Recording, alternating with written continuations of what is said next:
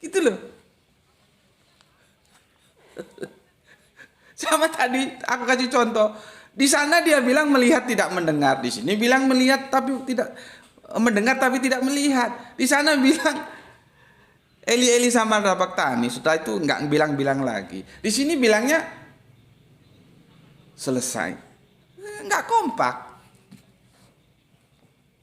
Itu namanya korespondensi. Jadi Al-Quran ini memenuhi syarat korespondensi atau tidak.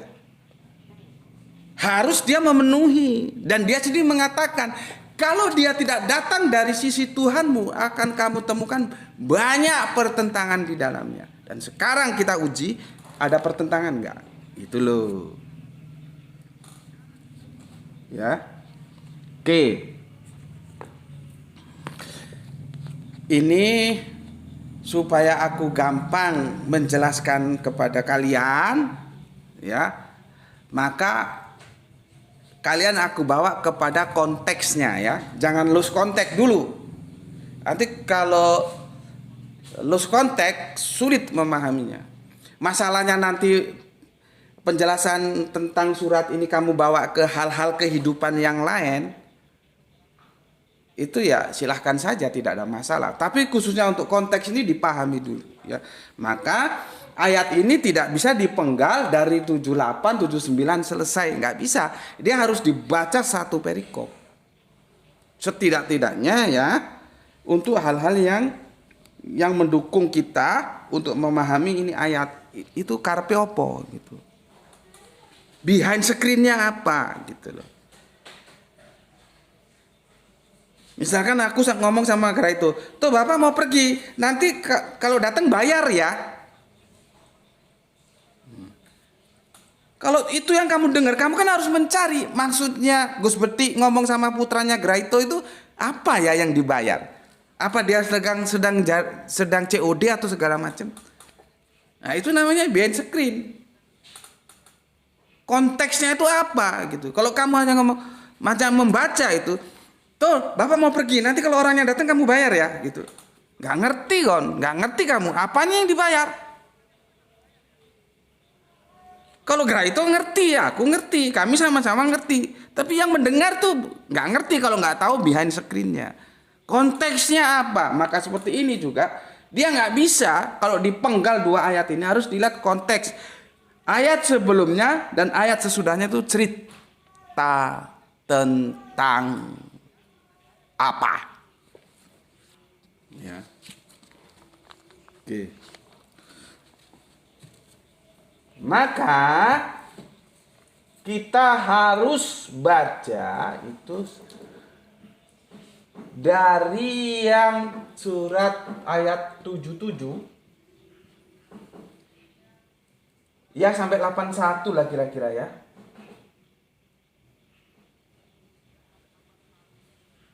82 ya, 82 lah. Kalau mau puas nanti sampai 87 ya, tapi 82 aja sudah bisa. Konteksnya kita sudah nemu ya. Kalau mau puas ya ke 87 nanti kamu baca sendiri. Tapi di sini ini dulu ya. Ini konteksnya tentang apa sih? Gitu, ya. Buka Al-Qur'anmu ya, bisa boleh yang digital, boleh yang hardcover seperti ini. Ya. Alhamdulillah ya, Depak, kita harus ucapkan terima kasih pada Depak sudah memberikan perikop. Apa perikopnya? Kalau di nggak ada, di hardcover di ini nggak ada. Di Android nggak ada. Maka kita lihat di hardcovernya ini. Perikopnya adalah sikap orang-orang munafik dalam menghadapi peperangan.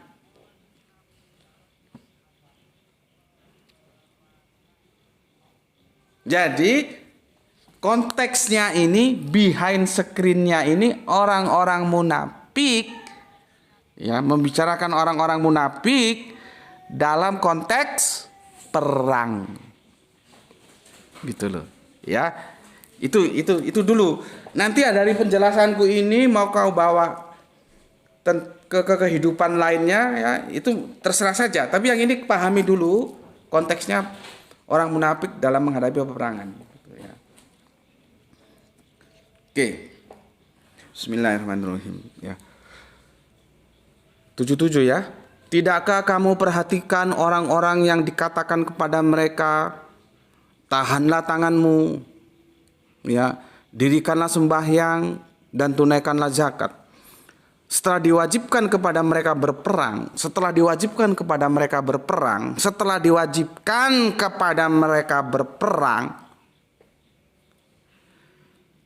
tiba-tiba sebagian dari mereka takut kepada manusia seperti takutnya kepada Allah, bahkan lebih sangat dari itu takutnya.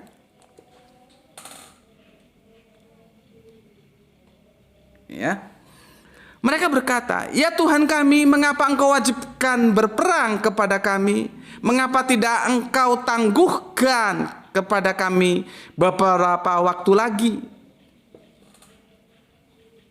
Jadi orang-orang munafik ini minta ditangguhkan. Apa jawab Allah? Ya. Nabi suruh mengatakan, "Katakanlah, kesenangan di dunia ini hanya sebentar dan akhirat itu lebih baik untuk orang-orang yang bertakwa dan kamu tidak akan dianiaya sedikit pun." Jadi supaya tidak terbuai dengan kenikmatan dunia.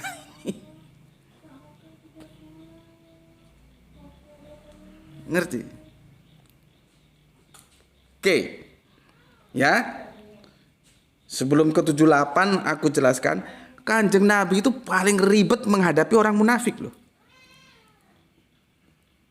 Kalau orang kafir jelas Islam kafir. Orang munafik ini antara Islam dan kafir abu-abu, paling sulit. Satu peristiwa sahabat bilang, "Ya Rasulullah, tak habisin itu ya." "Oh jangan, nanti dibilang atau diberitakan kalau sekarang nanti di framing kira-kira gitu ya. Muhammad membunuh temannya." Gitu loh. Repot menghadapi orang munafik ini. Kalau kata orang Jawa, jobone abang, jorone ijo. Luarnya itu merah, dalamnya hijau. Gitu loh, sulit. Bikin repot.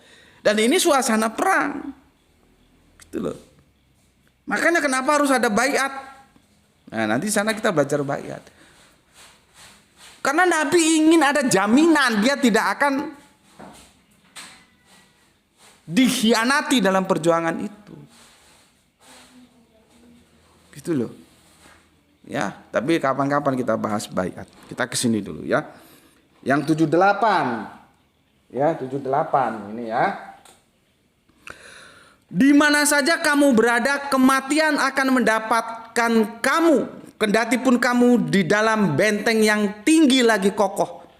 Dan jika mereka memperoleh kebaikan, mereka mengatakan ini adalah dari sisi Allah. Dan kalau mereka ditimpa suatu bencana, mereka mengatakan ini dari sisi kamu." Jadi kamunya itu ke Kanjeng Nabi disalahkan. Si bajingan munafikun ini dapat kebaikan, ini dari Allah.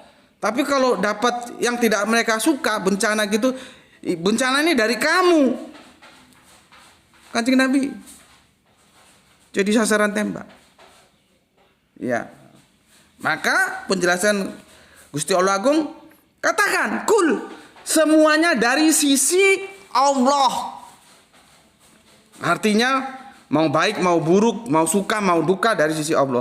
Maka mengapa orang-orang itu, maksudnya munafik itu hampir-hampir tidak memahami pembicaraan sedikit pun? Ya. Ada di Al-Quran, aku belum ketemu ayatnya. Kita dilarang memisahkan antara Allah dan Rasul, nggak boleh. Orang sahadatnya aja sahadaten kok. Kesaksian kepada Allah, kesaksian kepada Nabi, nggak boleh dipisahkan. Nah, Arab bajingan dulu itu mau sakarepe dhewe, Allahnya diterima, nabinya ditolak, gitu loh.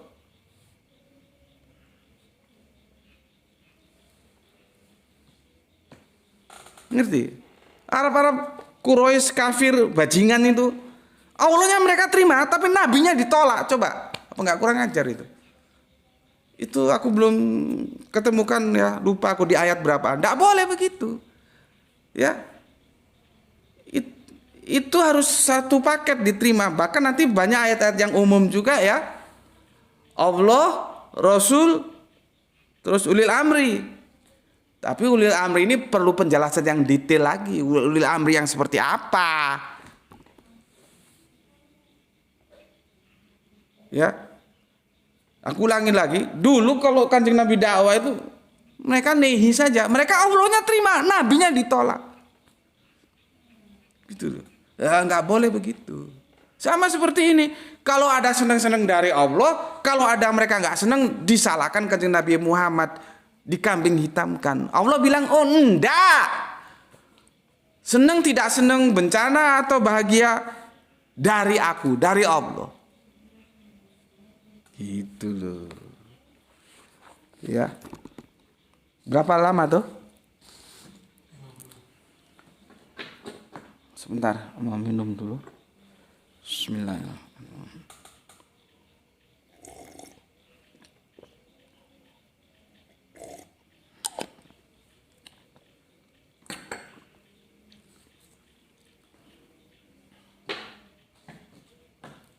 Oke ya.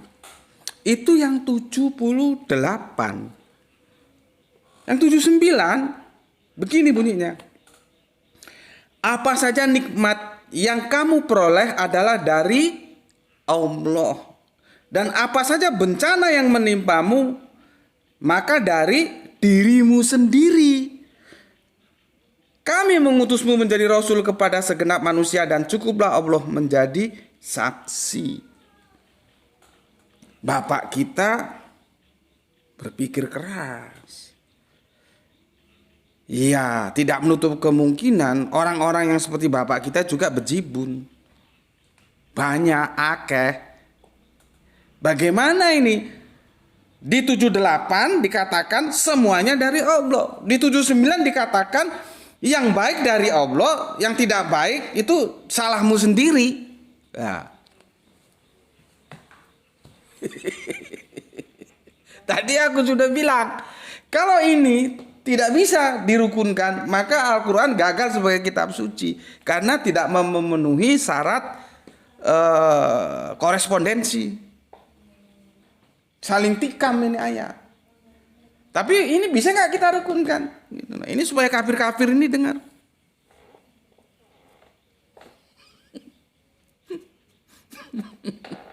Ya, supaya dengar dia. Bahwa Al-Quran itu benar-benar firman dari Gusti Allah Agung. Ya, jadi masalahnya di situ, kontroversi yang menggiurkan bagi kafir-kafir yang levelnya level kelas kambing. Ya, apologet kelas kambing itu menggiurkan. Wah, dibawa ke meja perdebatan. Ini Al-Quran bertentangan gitu. Kue goblok, ya bertentangan. Bismillahirrahmanirrahim.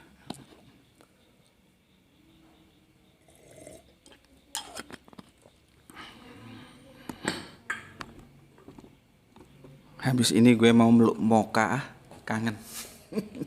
ada 5 hari loh dia nggak pulang. Jangan boleh keluar dulu ah. Aduh, kacamataku jatuh. Ini keinjak. Jadi keinjak kacamatanya lepas. Ini tak masuk gini minta dilem kali ya. Makanya aku bilang kalau ada teman-teman di grup Isra, Ma'ana Bikori, aku nggak bisa baca gitu. Tapi setiap yang Ma'ana Bikori itu jangan keburu-buru kamu artikan dia buta huruf gitu. Seperti gue, Ma'ana Bikori karena kacamata gue rusak, keinjek gitu. Bukan berarti gue buta huruf. Kenapa nggak bisa baca? Kacamatanya keinjek, rusak. Padahal aku sudah 1,5 plus. Jadi kalau baca, kalau nggak pakai kacamata dijauhkan gini. Ya nanti ada rezeki kita belilah. Beli yang murah-murahan dulu, yang 25 ribuan. Kalau ini mahal ini. Dan sudah lama ini berapa tahun ya. Keinjek dia. Duh, nanti dilem aja lah kalau semua bisa. Ya. Nah, aku karena nggak pakai kacamata harus dijauhkan gini. Tapi ingat ya, ma'ana bikorik, aku nggak bisa membaca, tapi bukan berarti aku buta huruf. Gitu. 79 ya, 78. 80. Barang siapa yang mentaati Rasul, itu sesungguhnya ia telah mentaati Allah. Jadi satu paket, nggak bisa dipisahkan. Allahnya mau, Rasulnya nehi, nggak boleh. Ya. Dan barang siapa yang berpaling, ya, maka kami telah mengutusmu untuk menjadi, ya, maka kami tidak, maka nggak pakai kacamata itu apa? Maka kami tidak mengutusmu untuk menjadi pemelihara bagi mereka. Kanjeng Nabi itu tidak ditugaskan untuk memelihara bajingan-bajingan itu yang kalau didakwai nehi saja itu, enggak. Sampaikan saja, maka aku pesan sama teman-teman supaya nggak ada rasa putus asa dalam dakwah. Sampaikan saja. Terima atau nggak terima itu sudah bukan urusan kita. Tapi tugas kita menyampaikan sudah kita laksanakan. Walaupun satu ayat, nggak harus hafal 6.236 ayat. Tafsirnya hafal, ya. Semuanya hafal, nggak harus begitu. Ya kalau bisa begitu ya alhamdulillah. Makhrotnya bagus. Oke, 81. Dan mereka, ya orang-orang munafik mengatakan kewajiban kami hanyalah taat. Tetapi apabila mereka telah pergi dari sisimu, dari sisi Kanjeng Nabi ya, sebagian dari mereka mengatur siasat di malam hari, ya. Lain dari yang telah mereka katakan tadi. Allah menulis siasat yang mereka atur di malam hari itu, maka berpalinglah kamu dari mereka dan tawakallah kepada Allah. Cukuplah Allah menjadi pelindung. Gitu ya. Jadi beda muka. Kalau di depan Kanjeng Nabi mukanya itu muka taat. Ya, namanya munafik begitu. Standar ganda. Nanti kalau sudah jauh dari Kanjeng Nabi, mereka berkumpul buat siasat baru. Berkumpul bersama setan-setannya gitu. Hati-hati ya, setan itu karakter ya, bisa jin bisa manusia ya. Nah, ini yang menarik, ini yang 82 yang gue tadi sebutkan ya. Maka apakah mereka tidak memperhatikan Al-Quran? Kalau kiranya Al-Quran itu bukan dari sisi Allah, tentulah mereka mendapatkan pertentangan yang banyak di dalamnya. Ya. Dan apabila datang kepada mereka suatu berita tentang keamanan ataupun ketakutan, mereka lalu menyiarkannya. Dan kalau mereka menyerahkannya kepada Rasul dan ulil amri di antara mereka, ya, tentulah, nggak bisa baca. Tentulah orang-orang yang ingin mengetahui, kamu baca sendiri ya. Sudah kita tangkap kok ya. Sudah kita tangkap. Oke, sampai 87 saja kok ya, sampai 83 saja, nggak usah sampai 87, 83 ya. 83 ya. Nggak apa-apa ya, perjuangan gue tuntaskan lah gitu ya. Dan tentulah orang yang ingin mengetahui kebenarannya akan dalam kurung dapat mengetahuinya dari mereka ya. Maksudnya Rasul dan ulil amri. Kalau tidaklah karena karunia dan rahmat Allah kepada kamu, tentulah kamu mengikuti syaitan kecuali sebagian kecil saja. Nah, syaitan di situ jangan terus yang gaib-gaib itu. Ya. Oke. Sudah dapat ya? Konteksnya ini dalam peperangan gitu. Oke. Sekarang gue jelasin. Coba taruh sana tuh.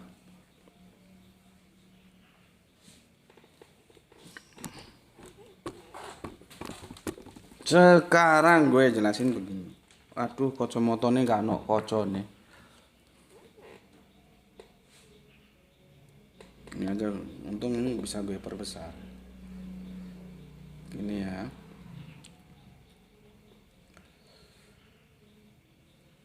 Ya terganggu juga sih ya, meskipun gimana pun karena nggak pakai kacamata. Begini aja dah ya, gue nggak bisa baca ini. Gue jelasin aja ya, gue jelasin begini. Di ayat yang 78 ini gue hapus ya.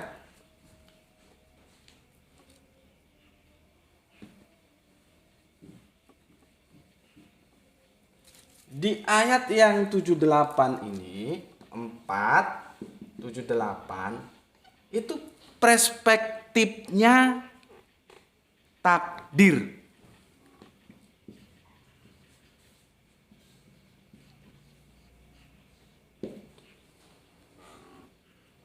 Itu. Di surat 4, 7, 9 perspektifnya perbuatan atau usaha.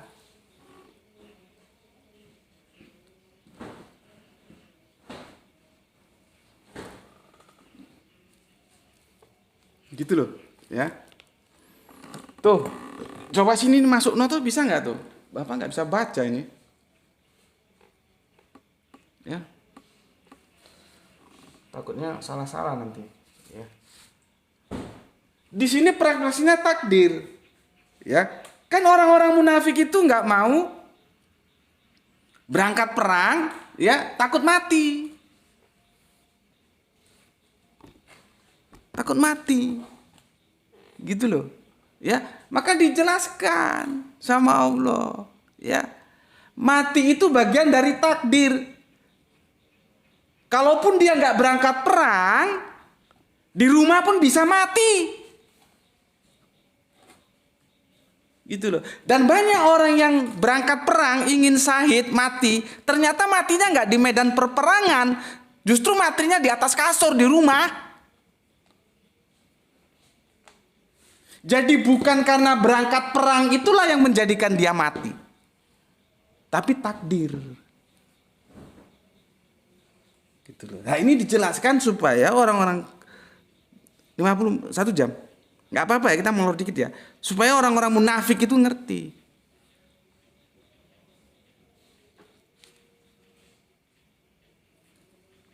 Ya. Kalau orang Jawa itu bilang begini, aku pernah dapat wejangan dari almarhum Pak Ropik. Sebetulnya dia orang Pakistan, tapi budaya Jawa dia sangat menguasai. Ya. Aku banyak belajar dari dia, belajar tentang budaya ya. Dia bilang begini, pati kuwi kaya pedang kang mobat mabet ing palagan peperangan. Sopo sing ora kena pati bakal kena pikun. Lan pikun kuwi idam-idamaning pati. Itu satu. Yang kedua, ya. Masio sira ndelik ing gedung hang kukuh, pati bakal nguber sira. Jadi kalau ngaji Jawa begitu, ya. Kalau Al-Quran tadi kan pakai gedung juga kan. Kalau di Jawa kan seperti itu. Jadi artinya kematian itu ya seperti pedang yang mobat mabit, pedang yang berseliweran di palagan peperangan.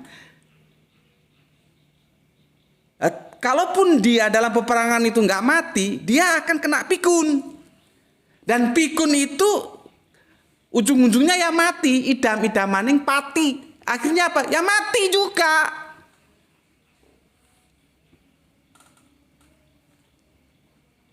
Terus yang kedua tadi itu selaras dengan Al-Quran.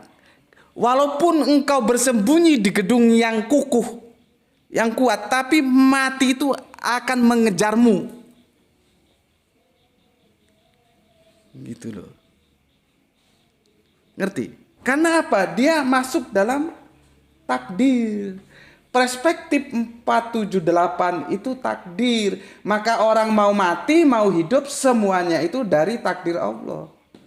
Jadi kalau kamu berangkat perang, di sana kamu mati, ya karena takdirnya. Bukan karena perangnya. Buktinya ada orang yang berangkat perang dan merindukan mati syahid, matinya di atas kasur. Dan ada juga orang yang nggak pernah perang, akhirnya ya mati juga. Itu yang mau disampaikan. Perspektifnya takdir semuanya itu ya, takdir hidup kan itu satu napas itu. Satu tarikan napas kan itu satu paket hidup dan mati. Jadi kalau aku menjelaskan mati di sini karena yang jadi permasalahan mati. Orang-orang munafik itu ya nggak mau berangkat perang takut mati ya. Mati hidup kan satu tarikan napas. Akhirnya apa? Mati dan hidup keduanya semuanya itu dalam bingkai takdir Allah dan nggak ada satu kekuatan pun yang bisa menggugat.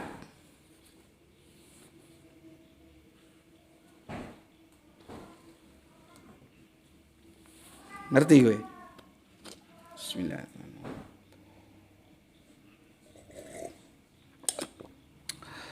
Mungkin keterangannya agak sulit ya. Ini tadi sudah gue rangkai ya. Gue rangkai kalimatnya seperti ini ya. Bismillahirrahmanirrahim. Ya. Ayat 78 menjelaskan bahwa kematian pasti akan datang, tidak peduli di mana seseorang berada, bahkan di benteng yang kokoh sekalipun. Ya. Kalau takdir mati datang, pasti mati. Ini untuk membantah prasangka orang-orang munafik, ya. Bahwa karena masuk ke medan perang seseorang itu mati. Kenyataannya ada orang ikut perang tapi nggak mati di medan laga, malah matinya di rumah atau di tempat lain. Maka janganlah kita takut masuk medan laga bela agama karena takut nanti bisa mati. Itu loh. Ya. Oke. Sekarang ayat yang 79. Ini perspektifnya apa? Usaha. Kalau ini takdir, ini usaha. Makanya aku bilang ini agak sulit menjelaskannya karena nanti pertarungannya antara Jabariyah dan Qadariyah. Seperti aku bilang tadi, aku punya rumah alhamdulillah sebesar ini, itu takdir atau usaha?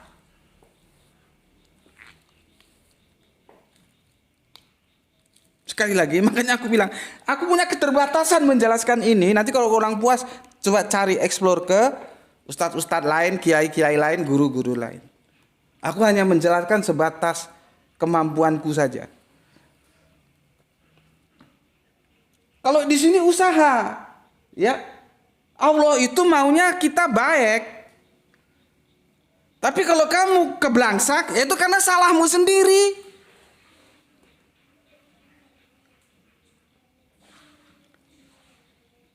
Perang Uhud itu sudah dikomando sama Kanjeng Nabi bahwa gunung itu jangan ditinggalkan karena itu kan tempat membidik lawan. Kalau lawan di bawah kita bidik dari atas kan itu selesai itu urusan. Cuman karena mereka sudah ya terbuai itu airnya lepas dulu pipanya. Oh ya wes. Kalau malam tekanan airnya tinggi gitu, jadi kadang-kadang pipanya lepas kalau nggak kuat. Gitu. Biasa sampai di mana tadi? Sorry. Sampai endi mau? Perang Uhud ya, di perang Uhud. Karena serdadu-serdadu Islam sudah tergiur kenikmatan duniawi, entah itu gonimah, entah itu dibilang apa ya, gonimah ya, bukan fa'i ya. Turun dari gunung, Rasul belum perintahkan turun, sudah turun mau rebutan itu. Akhirnya kita tidak bisa mengendalikan pertahanan, ya bubar, selesai, tamat, kalah. Ya salahmu dewe, salah kamu sendiri. Allah maunya kita menang. Lah kamu nggak taat. Usahamu itu tidak mempertahankan bagaimana strategi yang sudah ditetapkan, tambah bangkang. Ya salahmu dewe kowe kalah. Salahmu sendiri. Nah itu maksudnya. Di sini perspektifnya usaha, di sini perspektifnya takdir. Jadi ada perbedaan perspektif. Jadi keduanya ini itu saling bersinergi. Itu loh. Ya. Kalau kita tidak tahu perspektifnya ya sepertinya bertentangan.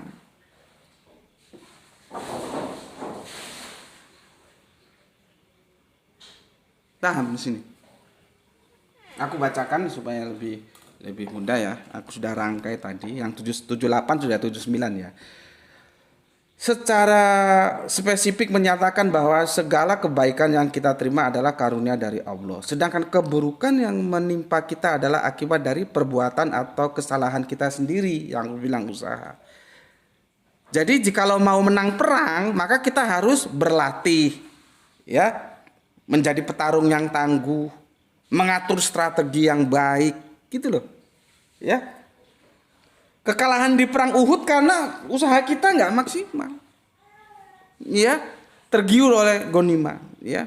Jadi itu ya perspektifnya ya. Yang satu itu adalah takdir, yang satu usaha. Nah, makanya aku bilang tadi takdir itu misteri, ya. Misalkan ada seorang anak, ini coba kita bawa ke konteks lain ya. Seorang anak ingin jadi dokter. Tentunya dia berusaha kuliah di fakultas kedokteran. Kalau memang bukan takdirnya dia jadi dokter, nanti ada saja hal-hal yang membuat dia itu tidak jadi dokter. Contohnya misalkan secara ekonomi tidak cukup karena kedokteran itu mahal, akhirnya DO, nggak jadi dokter. Soal cara itu banyak macam. Mungkin dengan cara lain, tapi intinya dia nggak jadi dokter. Karena antara mau Allah, antara takdir Allah dan yang dia inginkan lewat usaha itu nggak taufik, nggak sama, gitu loh.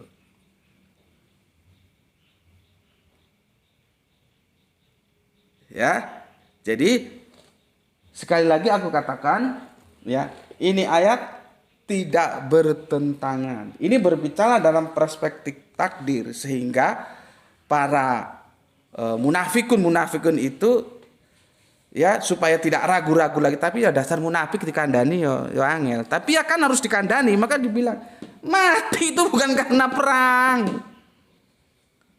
tapi karena ketentuanku, takdirku, kamu mau tak matikan di mana saja bisa.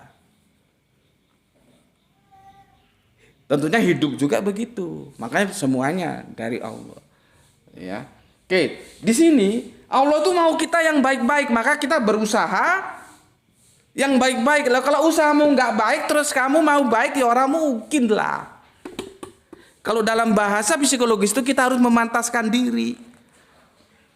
Mau jadi, katakanlah jadi apa? Jadi penyanyi ya. Yang memantaskan diri lewat apa? Olah poka yang bagus, latihan, ya, ngerti tentang partitur musik, ada usaha ke sana. Nggak bisa kita, gue sih mau jadi dokter gimana takdir aja. Terus dia nggak sekolah fakultas kedokteran, dia nggak iso. Gue mau jadi apa ya? Mau jadi tentara misalkan ya, supaya nanti bisa jadi pangap gitu ya. Tapi dia nggak mau berusaha, gimana takdir aja lah gitu. Apa ya bisa? Seenggaknya dia daftar catar ya, taruna, bukan yang catam atau apa gitu ya. Ya. Apa tuh? Catam, tamtama. Terus apalagi yang tengah itu terus taruna. Taruna itu kan Bintara ya. Taruna ini kira itu kasih ingat aku. Tamtama, Bintara, Taruna. Ya levelnya level Taruna. Karena kalau dari apalagi dari Tamtama, dari Bintara itu sulit kalau mau jadi pangap itu berapa tahun pangkatmu naik. Ya dari Taruna lah. Ya. Kalau kamu mau jadi pangap, tapi kamu nggak mau masuk sekolah ya ora iso ta. Gitu loh. Tapi apakah kalau saya masuk kuliah jadi pangap di AKABI saya tetap bisa jadi pangap? Ya belum tentu juga karena takdirnya gimana. Makanya itu harus ada keselarasan. Ya. Jadi aku menyampaikan Ya, antara Qadariyah dan Jabariyah, antara takdir dan usaha itu harus selaras. Nggak boleh satu ke kanan, satu ke kiri. Nah, karena kita tidak tahu isi takdir, sampai ada salah satu tokoh, ya, sekarang sudah meninggal, semoga Allah merahmati tidur panjangnya, Pak Ketua NU dulu, yang paling kadang-kadang kocak kalau ngisi kajian itu ya. Pak Ketua Umum NU, ya aslinya orang Malang dia, tapi makamnya di Jakarta sepertinya ya. Dia ngomong kalau kita tahu takdir, waduh, hidup ini jadi kacau. Dia ambil contoh begini, dia tahu takdir 3 hari lagi dia mati, hari ini dia ambil utang bank sebanyak-banyaknya. Gitu loh ya. Jadi adanya takdir tidak diberitahu ke kita itu untuk kesinambungan jalannya kehidupan itu supaya lebih baik. Kalau itu ditunjuk, nah nggak ada orang usaha dan dinamikanya nggak jalan. Makanya aku bilang tadi kita masuk dalam suasana misteri takdir, ya ada usaha gitu lah. Jadi di sini takdir, di sini tentang usaha gitu. Itu yang bisa aku sampaikan ya. Seperti tadi aku bilang, ini perkara-perkara yang berat karena berbicara tentang hal-hal yang misteri ya. Dan sahabat pun ketika mendiskusikan Jabariyah Qadariyah itu dilarang, jangan diteruskan gitu ya. Ya, kalau aku sih ambil jalan tengahnya ya takdir dan usaha itu harus selaras. Itu dan berikutnya sebagai stressing pointnya, 2 ayat ini tidak kontroversi ya, karena perspektifnya beda. Yang satu perspektif takdir dan satu perspektif usaha.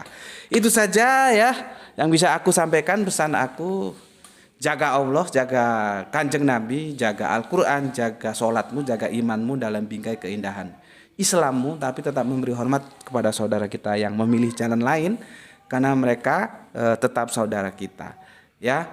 Bapak, itu yang bisa disampaikan ya. Semoga bisa ya, kalaupun tidak bisa memuaskan silahkan cari penjelasan di tempat lain ya. Anggap saja ini sebagai trigger pembuka wacana berpikir tentang takdir dan usaha gitu nggih. Mohon ngapunten kalau terlalu lama menunggu karena ya memang seperti aku bilang tadi, kadang sibuk, kadang belum mood gitu.